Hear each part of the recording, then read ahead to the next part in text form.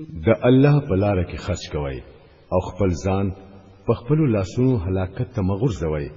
د احسان طریقه خپل کړئ ځکه چې الله احسان کوونکی خوښوي د الله د رضا لپاره کله چې د حج او د عمره نیت وکړئ نو هغه پوره کړئ او کچري په یو ځای کې راګیر کړئ شوي نو کومه قرباني چې درته اسانه وي هغه الله ته پیش کړئ او تر هغه خپل سرونه مخروي تر سوچ قرباني خپل ځای ته رسیدلی نوي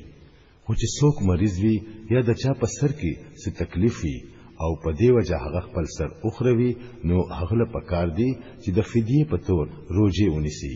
یا صدقه ورکړي یا قرباني وکړي